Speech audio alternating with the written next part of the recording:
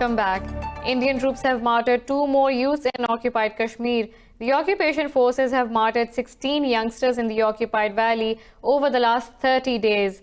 Locals say the Indian forces martyred the civilians during a cordon and search operation in the Pulwama district. Meanwhile, pro-Kashmiri freedom activist Bashir Ahmed Qureshi and 5 other youths have been arrested in Srinagar and Baramulla districts. India's lockdown and communications blackout in the occupied valley has now entered 114th day. Rejecting the Indian government's offer, detained politicians in occupied Kashmir have refused to sign release bonds. Under the bond, politicians would be barred from speaking against India's illegal annexation of the occupied valley and the worsening crisis there. Those who violate the bond after signing it would have to pay a hefty fine. India's media has reported that Kashmiri politicians Shah Faisal, Ali Muhammad Sagar and Naeem Akhtar have repeatedly refused to sign these bonds. The politicians said these bonds will further curtail political escape in the valley and discredit local leaders in the eyes of Kashmiris. The Kashmiri leadership, including pro-Indian politicians, have been detained indefinitely by occupation forces since August 5th. Islamabad has challenged New Delhi's credentials for membership of the UN Security Council. Pakistan's envoy Munir Akram raised the objection while addressing the UN General Assembly. Akram said India is in blatant violation of the UNSC's resolution on the Kashmir dispute. He said India has imposed a complete lockdown on 8 million people in the occupied valley for more than 100 days. Akram said New Delhi is committing horrendous human rights violations against Kashmiris as well as its own minorities. Indian female activist Bindu Amini has been attacked on the way to the Sabrimala temple in southern Kerala state. Hindu devotees banned women of menstruating age from visiting the temple in defiance of a Supreme Court ruling last year. Local media says a man attacked Amini with pepper spray outside the Kochi Police Commissioner's office. Amini is one of the 2 women who first entered the Sabrimala temple in January this year.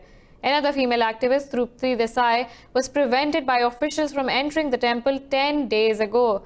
Desai says she will make another attempt to gain access today. Kerala state government has refused to provide security to women who want to visit the temple. Sabrimala is a Hindu temple and the site of one of the largest annual pilgrimages in the world. US Ambassador to Islamabad Paul Jones says Pakistan has a sovereign right to decide its future with regards to the China-Pakistan Economic Corridor. Last week, US Assistant Secretary of State Alice Wells called CPAC a debt trap for Pakistan. Speaking in Lahore, Jones said the US does not expect everyone to totally agree with her speech, as it was meant to start a debate on CPAC. The ambassador said all development projects should be transparent and discussed openly. Earlier, Pakistan and China strongly criticized Alice Wells' remarks, saying CPAC is a win-win for both countries. China has summoned US Ambassador Terry Branstad to demand that Washington blocks legislation backing Hong Kong pro-democracy protests. China's foreign ministry says the US will have to bear the consequences if it does not stop interfering in Hong Kong.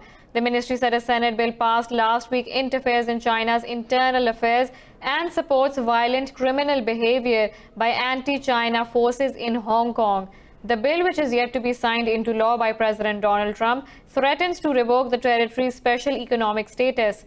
Meanwhile, Hong Kong's leader Carrie Lam says her government will not compromise with the city's protest movement. After these 5 or 6 months, Hong Kong people have realized very clearly that Hong Kong could no longer tolerate this chaotic situation. Everybody wants to go back to their normal life, and this requires the concerted efforts of every one of us. So, as I have said repeatedly, resorting to violence will not give us that way forward. 13 French soldiers have been killed in a helicopter collision during a counter-terrorist operation in Mali. In a statement, the French presidency said the accident occurred while the anti-terrorist Burkina force engaged militants. The presidency said the militants have carried out a series of deadly strikes in northern Mali in recent weeks. This is the biggest loss of French troops in combat in the region since their intervention in 2013. France has over 4,500 troops countering insurgencies in Mali Sahel region. 7 militants of the Kurdistan Workers' Party have been killed in a Turkish airstrike in northern Iraq. In a statement, Turkey's National Defense Ministry said the operation backed by air is part of its counter-terrorism strategy. The ministry said Turkey will continue to destroy weapon caches and shelters used by terrorists. It said over 400 Kurdish militants have been killed in northern Iraq over the past 4 months. Turkey holds the PKK responsible for the deaths of some 40,000 people in a 30-year terror campaign. The US has asked the head of the Libyan National Army, Khalifa Haftar, to end his offensive on Tripoli. The State Department says steps to suspend hostilities and find a political resolution to the conflict were discussed when US officials met with Haftar. Both sides talked about a proposed ceasefire to the conflict, which has claimed over 1,000 lives. The delegation included White House Deputy National Security Advisor Victoria Coates and US Ambassador to Libya Richard Norland. They said Washington fully supports Libya's sovereignty and territorial integrity. Washington did not reveal the location of the meeting. Talks on Syria's political future have collapsed after government representatives walked out. Syria's state media says the government pulled out of the second meeting of the Constitutional Committee in Geneva on dispute over its proposed agenda. Opposition members of the Constitutional Committee have accused Damascus of stalling tactics. The talks are meant to be a step forward in what the UN says will be a long road to political rapprochement. The Constitutional Committee is made up of 15 members, each from the government, opposition and civil society. Clashes have erupted in Beirut between protesters of Lebanon's caretaker Prime Minister Saad Hariri and the Shia group Hezbollah. The clashes mark the second consecutive night of violence arising from Lebanon's political crisis. Demonstrations demanding a complete government overhaul began on October 17th, but the country's divided political class has yet to find a way forward. The UN Special Coordinator for Lebanon, Jan Kubish, has warned against civil strife in the country. Kubish has called upon the political parties to urge their supporters not to carry out acts of violence. In Albania, a 6.4 magnitude earthquake has rocked the capital of Tirana, killing 6 people and injuring 150 others. The US Geological Survey says the earthquake is the strongest to hit the country in decades. Defense Ministry says one person died after panicking and jumping out of a building during the quake in the capital. The ministry added bodies of 3 other victims were pulled from the wreckage of 2 collapsed buildings in Durrës. Ministry spokeswoman said 2 women were found under the rubble of an apartment building in the northern village of Thumain. Defense Ministry said firefighters and army staff are helping residents trapped under the rubble. Thousands of people have demonstrated in Tbilisi to call for reforms to Georgia's electoral system. Rallies have been held for the last 2 weeks by activists demanding proportional representation. More in this report. Riot police used water cannons on protesters outside the parliament building in the capital. Demonstrators say the current system favors the ruling Georgian Dream Party, which has been in power since 2012. The opposition says several activists and a politician were arrested during the protests.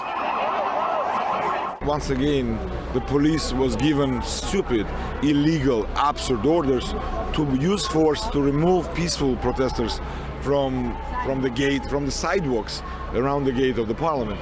And you look at hundreds of police officers all around being used for this illegal and stupid goals. Georgia is due to a switch to a proportional representation system in 2024, but the opposition is calling for a change to be enacted before next year's parliamentary elections. Ukraine says it will cut off gas from a Russian pipeline and begin storing it if Moscow does not renew a transit agreement. State gas company Naftogaz says will start pumping the gas into underground storage facilities from January 1st. Naftogaz chief executive Yuri Vitrenko says Russian gas transiting Ukraine without a corresponding contract will be considered contraband. The existing contract between Russia and Ukraine will expire on December 31st. By then, Russia plans to commission the Nord Stream 2 and Turk Stream gas pipelines bypassing Ukrainian territory. Russia says it is ready to conclude a gas transit contract with Ukraine under European Union rules. But talks are complicated by legal wrangling between Russia's Gazprom and Ukraine's Naftogaz. 7 people have died when a passenger bus fell into a gorge in Pakistan's Balochistan province. The police said 31 others have been injured in the accident on coastal highway in Las Bela region of the province. The authorities said the ill-fated bus was going to Karachi from Ormara. They said security personnel arrived at the scene and cleared the road. In Germany, burglars have stolen 3 diamond jewelry sets from one of Europe's largest treasure collections, the Dresden Green Vault. German media reports the stolen items are valued at over $1 billion. Saxony's ruler Augustus the Strong created the collection in 1723 in what is one of the world's oldest museums. Police said the thieves targeted the historic section of the building. Museum director Marion Ackerman described the stolen items as priceless. She said it would be impossible to sell them on the open market. I don't need to tell you how shocked we are. Also about the brutality of this break-in, just to put this into context, this is of invaluable art historic and culture historic value. Kulturhistorischen Wert handelt. The death toll from a measles epidemic in Samoa has surged to 32. Official data shows infection rates continue to soar out of control in the Pacific island nation. Government has declared a state of emergency to contain the outbreak, launching a compulsory vaccination program. Government says it has identified almost nearly 2,500 cases of measles last week. It said 28 among the dead were children below the age of 4. A total of 57,000 people in the nation of 200,000 have been vaccinated in recent weeks. Meanwhile, UNICEF is distributing over 100,000 doses of measles vaccine to Samoa to boost immunization efforts. In Italy, X-rays showing the broken bones of victims of domestic abuse are on display at a Milan hospital. The exhibition coincides with the International Day to End Violence Against Women. Trauma surgeon Maria Grazia Vattatori has been practicing medicine for 26 years. During her career, she's dealt with numerous battered women. She wanted the public to see these patients' x-rays so they can observe the stark reality of domestic violence firsthand. Racconta la realtà. This exhibition tells the story of reality. It is not fiction. We could also have exposed photos of bruises, cuts, burns, people disfigured with acid, but we didn't want to do that. Ma non volevamo fare questo. 142 Italian women were killed in acts of domestic violence in 2018, while 538,000 were targeted with physical or sexual violence by their partners over the past 5 years. Most women are still reluctant to report such crimes, meaning these are very conservative figures.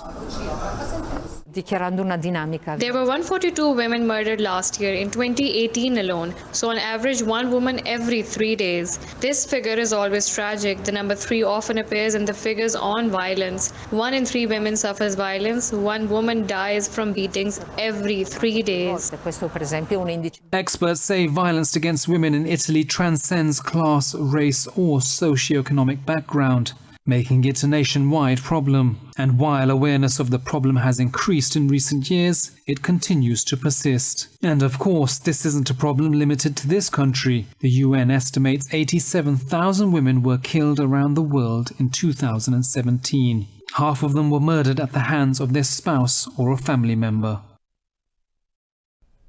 For the first time ever, marine biologists have recorded the heart rate of a blue whale in the wild. It was done by attaching an electrocardiogram with suction cups to the body of the world's largest animal. Researchers recorded 9 hours of data from an adult male whale about 72 feet long in Monterey Bay off California's coast. They say the blue whale can lower its heart rate as little as 2 beats per minute as it lunges under the ocean surface for food. The maximum heart rate they recorded was 37 beats per minute after the whale returned to the surface from a foraging dive. We're taking a short break. Stay with us.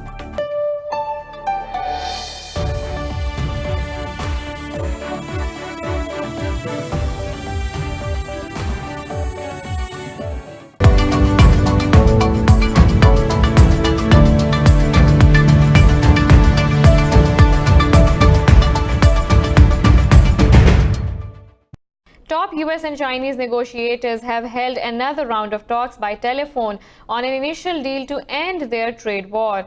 In a statement, China's Ministry of Commerce said the two sides reached a consensus on properly resolving outstanding issues. It said Chinese Vice Premier Liu He spoke with U.S. Trade Representative Robert Lighthizer and Treasury Secretary Steven Mnuchin. Earlier, U.S. National Security Advisor Robert O'Brien said an initial trade agreement with China is still possible by the end of the year.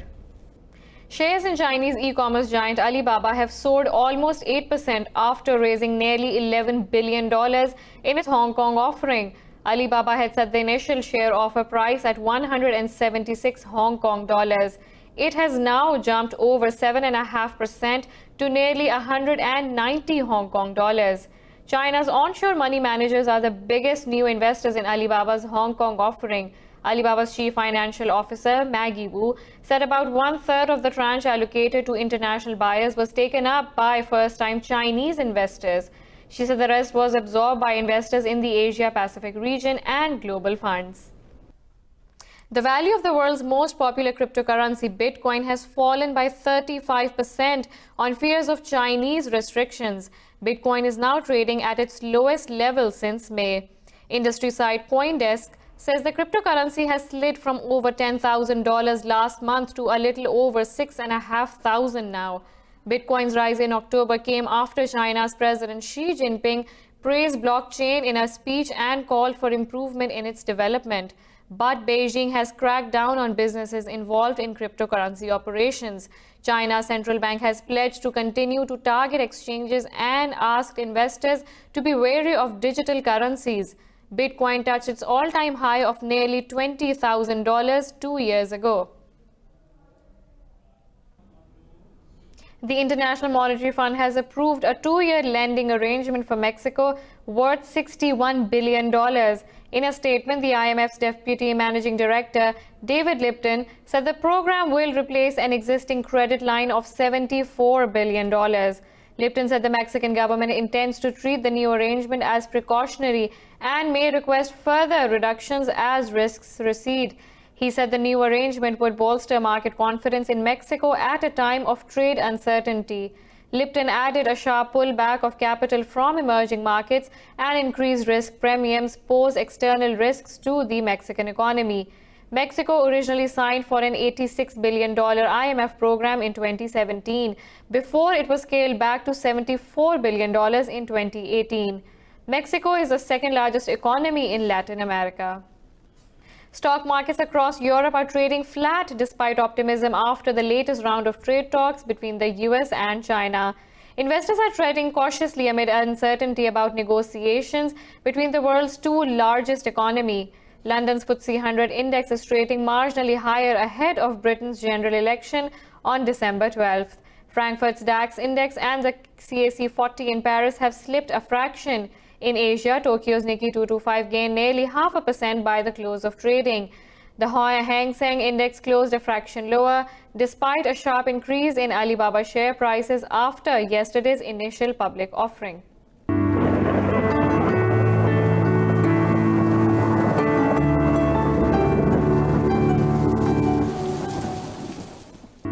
Now let's look at the weather from around the globe.